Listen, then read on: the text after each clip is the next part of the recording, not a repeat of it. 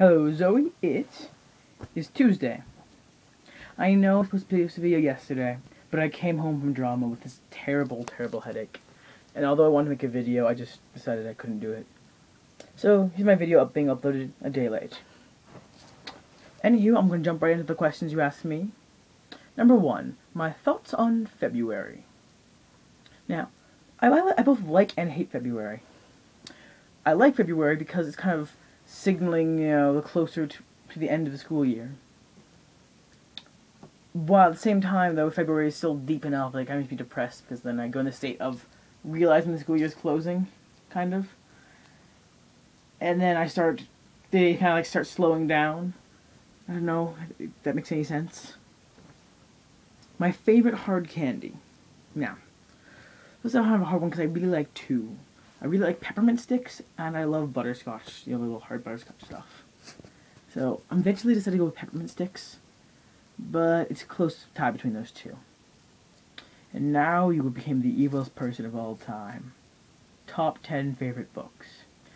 I tried to put them in order, but then I gave up, and I stopped. So, this is not in order by any means of the imagination. I made like 20, and then I narrowed it down to 10. Yeah. Anywho, this is not including the Harry Potter series and almost any of the other series. I just put one book from the series, the whole series in general, so I couldn't pick a favorite book of that series. So, number 1 is going to be Ender's Game. I just love Ender's Game, and Orson Scott Card, all the books he writes, he wrote them faster and faster, but they still had, impact and put really good ideas in them. Such a good book. The Fault in Our Stars by John Green. Of course, I had to put that in there. The only book that one of 2 books that have ever made me cry. And so many great quotes. It's so amazing. It's kind of funny when my friends today went on the bus and was freaking out. I was like, Christian, I just finished the book. No, not Augustus, and stuff like that. It was kind of funny. Of course, I have to go for Looking for Alaska. It's probably my favorite book. There's just so many great ideas in there, and probably my favorite book as of now. Religious book I'm gonna throw in there. The Great Divorce by C.S. Lewis. A lot of interesting ideas in heaven and hell in that one. I don't agree with all of them, but I really love the book itself.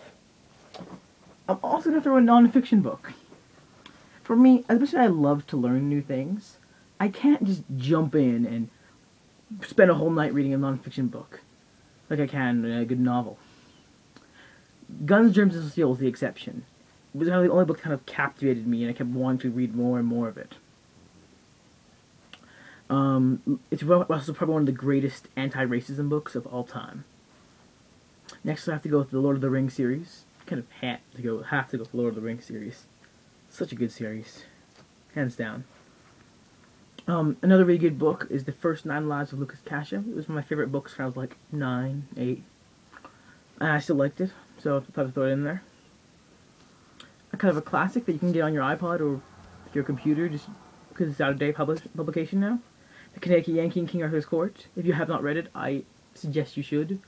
It's about this dude from the 1800s that goes back in time to King Arthur's time. And everyone thinks he's like a witch because he can do awesome stuff with science. It's really great, and you definitely need to read it. Another book, also by Orson Scott Card, however, different series than Ender's Game, like a spin-off. This is the second book in the series called Shadow of the Hegemon. I mean, it's a really interesting book, makes some really good points about guns and pacifism and stuff. It's called Shadow of the Hegemon. Yeah. On that note, I'm going to talk about gun control. Because I live in the South, and so there's lots of big, up, left, and right, and almost everyone's on the right when it comes to this issue. The big thing for me is, as of now, he's only banning assault rifles. And that makes sense. I mean, for a pistol, you can use it for self-defense. For a rifle, you can use it for hunting. But the goal of assault rifle is to kill people. That's it. That's the only goal of assault rifle. Why would anyone need an assault rifle? There's no reasoning for it. Clip size, I actually like that idea a lot because several instances the guy's been trying to reload his clip, something happened, and he was tackled to the ground. So there's lots of, I mean, I agree with a lot of things the president's doing. I actually almost think there should be more restrictions. I'm not again. I'm not for complete gun control because I think there's still several legitimate uses for gun control for guns, mostly hunting. And although I'm not a fan of hunting, but people are, so hunting, and I can see use for pistols. But I think there should be more restrictions. I think you should have to do background checks on the whole family. Because if people my age wants to get a gun and their dad has a gun, they can get the gun. Yeah, that's everything. It's just, my 2 questions for you are, what are your top 5 books? Also, what is your opinion on gun control? I'm kind of curious. Do you have opinions? I think you do, but what is yours? I just realized I forgot to put a book on my list. Never mind. Also, Good Omens by Terry Pratchett. Really good book. About kind of like Armageddon and kind of making fun of it. And it's kind of fun. Anywho, that's all everything. So, goodbye Zoe, and I will see you on Thursday.